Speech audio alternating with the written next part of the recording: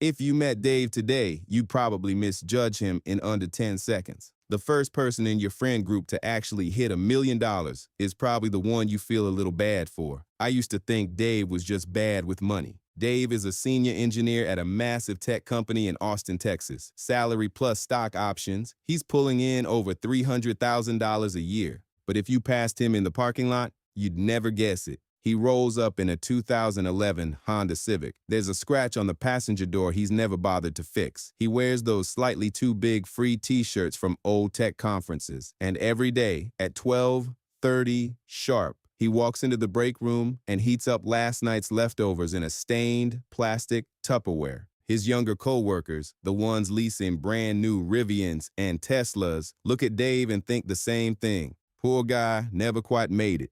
Here's what they don't know. Dave happened to buy a few investment properties in Austin before the housing market surged. Dave is sitting on a net worth that would make most of his bosses uncomfortable. He's not cheap, and he is absolutely not broke. He's just running one specific habit, aggressively, a habit that looks like poverty from the outside and quietly builds an empire on the inside. Welcome to the trap of modern wealth. Today, I'm going to show you exactly what Dave is doing, why 99% of people refuse to do it, and how faking success is the one thing guaranteeing you'll never actually have it. If you're ready to stop performing for strangers and start building something real, hit like, subscribe, and let's get into it. Let's talk about Austin for a second. The city is booming. Thousands of young, sharp people are landing six-figure jobs for the very first time. Product managers, developers, engineers, new high-rises going up downtown, new restaurants opening every month. It feels, for a lot of people,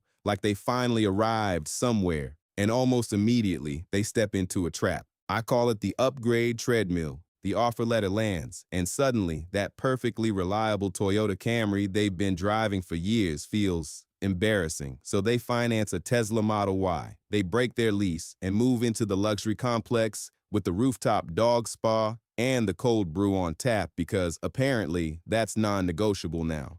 Think about your own raises, honestly. Did the extra money ever actually land in savings, or did your life just quietly get more expensive, right on cue, a nicer car payment, a slightly bigger apartment, a few more dinners out because you deserve it now? None of it feels like a decision. It just feels like upgrading to match who you've become. This is exactly where people like Dave do something completely different. They run what's called the freeze protocol. The rule is simple and a little brutal. No matter how many times you get promoted, no matter how big the number on your paycheck gets, you freeze your cost of living exactly where it was before the money showed up.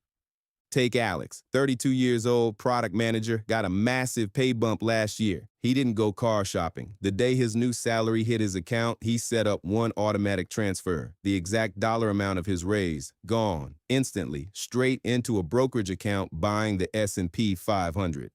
He never even saw the money. Simple as that. If you don't see it, you can't spend it. He froze his lifestyle in place and let the gap between what he earns and what he spends do all the heavy lifting.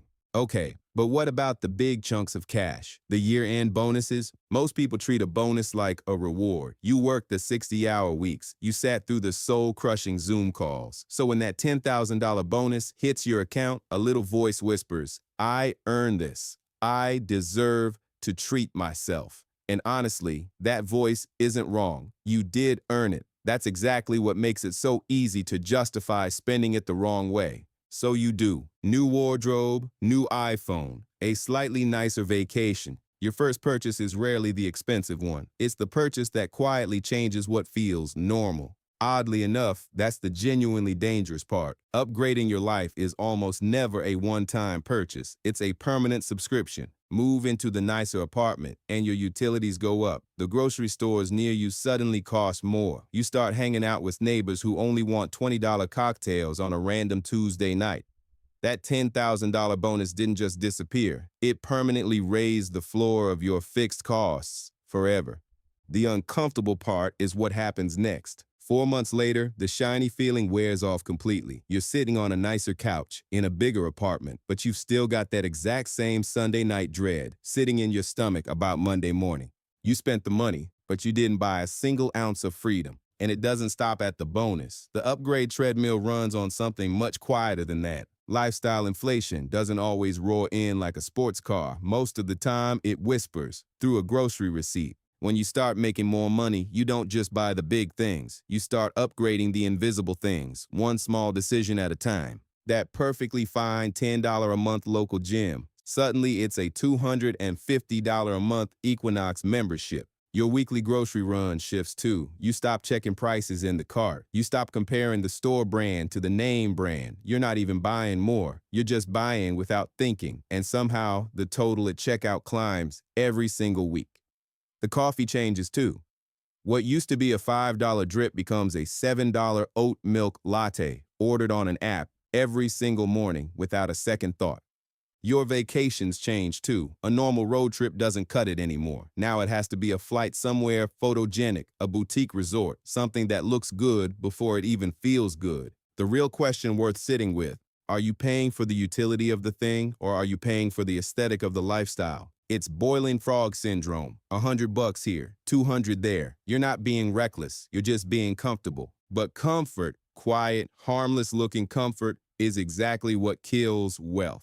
The loudest version of this mistake happens in real estate. Mortgage rates right now are punishing, and yet people still feel this crushing social pressure to buy the dream house. You know the one, good zip code, giant kitchen island, sprawling backyard. So they stretch. They drain every last dollar of savings for the down payment. And then the hidden costs start arriving, one after another. Property taxes, brutal HOA fees, a roof that suddenly, urgently needs fixing, new furniture to fill rooms that used to feel like luxury and now just feel empty. Landscaping, a second car because the new house is 20 minutes further from everything. Before they know it, the house is eating 50% of their take-home pay. They become what we call house poor. Think about a couple you actually know who just bought a massive house. Have you noticed they never seem to go on vacation anymore? Have you ever caught a glimpse of the cheap, generic cereal sitting in their beautiful $80,000 custom kitchen? Have you noticed how every conversation about money suddenly gets a little tense, a little quiet when it didn't used to? They own a beautiful box, but they're too broke to actually live their life outside of it.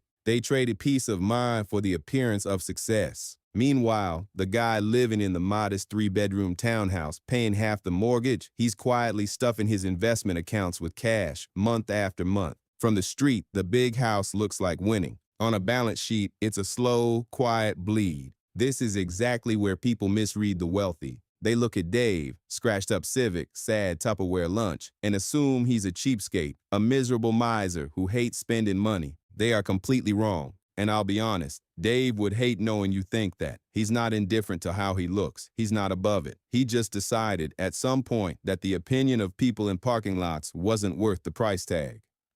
What Dave practices has a name: conscious spending. Instead of spending to impress strangers, Dave spends like an absolute king on the things he actually, genuinely cares about. Dave will not buy a $500 designer belt, but last Thanksgiving, Dave dropped $30,000 renting a massive private ski cabin in Colorado for his entire extended family. Didn't even blink. Dave won't finance a luxury car, but every single year, without fail, he maxes out a 529 college savings account for his kids. He's quietly putting his children in a position to graduate from an Ivy League school without ever carrying a dollar of student debt. And that's a position, not a promise. Life happens, but the foundation is there. He is ruthless about the stuff nobody actually cares about, so he can be boundlessly generous on the things that truly matter. It's not restraint for the sake of restraint. It's restraint with a destination. What if the goal was never to spend less? What if the real skill was just spending on the right things? And what if the people who look the most boring are actually spending the most, just somewhere you can't see it?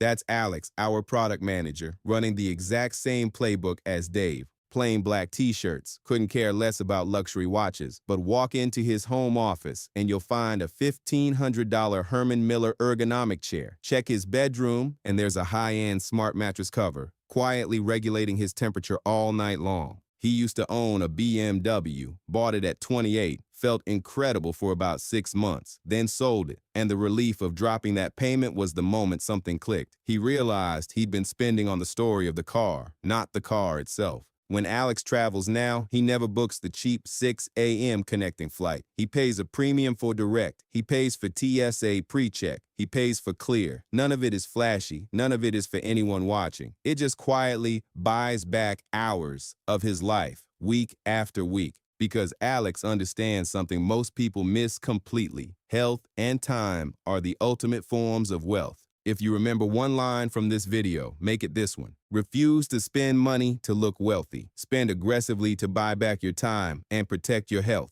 Your spine is a money-making machine. Your deep sleep is a money-making machine. Those are investments. A designer bag is a liability. Now, I need to be honest with you. Keeping this habit up is genuinely hard. And it's not hard because of the math. The math is simple. It's hard because of the psychology. The moment you choose to freeze your lifestyle, you start paying what I call a social tax. It shows up when all your coworkers are comparing their new EVs in the parking lot and you're climbing into your old Honda. It shows up when the group chat is planning a luxury trip and you're the one typing. No thanks, guys. I'm sitting this one out. It shows up at a coworker's housewarming when everyone's admiring the new kitchen island and you're the only one who hasn't bought yet. And somebody asks gently when you're finally going to get serious about a house.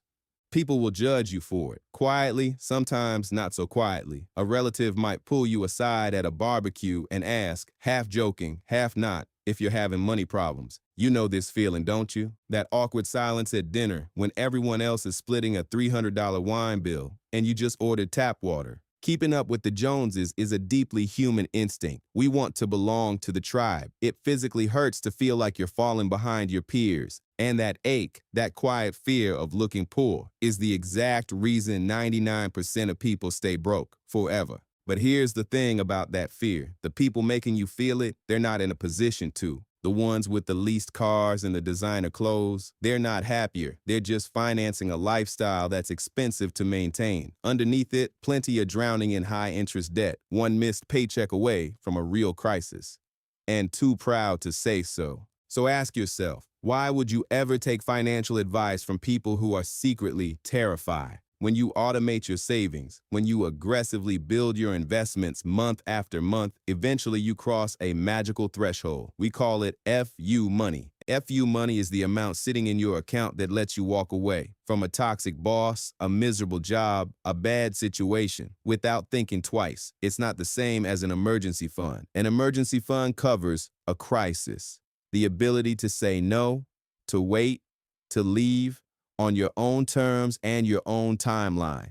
And once you have it, something shifts, a profound psychological shift. You stop caring what other people think. You carry this strange, quiet calm with you. You don't need to show off a Rolex because the real luxury is knowing your time already belongs to you. They buy things so people think they're rich. You buy back your future. What happens when the certainty disappears overnight? In tech right now, layoffs are brutal, unpredictable. They land out of nowhere. Picture a normal Tuesday morning. The mass email goes out. System access gets cut. Slack goes quiet. Two guys in two different departments receive the exact same layoff notice at the exact same time. Guy number one is the Rivian guy, the luxury apartment guy. Within 48 hours, he's in a full-blown panic. He's already doing the math in his head. Car payment, rent, the credit card he meant to pay off next month. His mortgage doesn't care that he got laid off. His car payment doesn't care either. He's forced to take the very first job he can find, even with a brutal pay cut, just to keep the lights on. His rich lifestyle just turned him into a slave. Guy number two is Dave. Dave reads the email, closes his laptop, goes for a walk. No spiraling calculations. No frantic message to his partner about what they're going to cut. Just a walk on a Tuesday afternoon like any other. Because Dave has kept his expenses frozen for years and quietly funneled money into investments for a decade. Dave knows he could go 2 full years without a single paycheck and absolutely nothing about his life would change.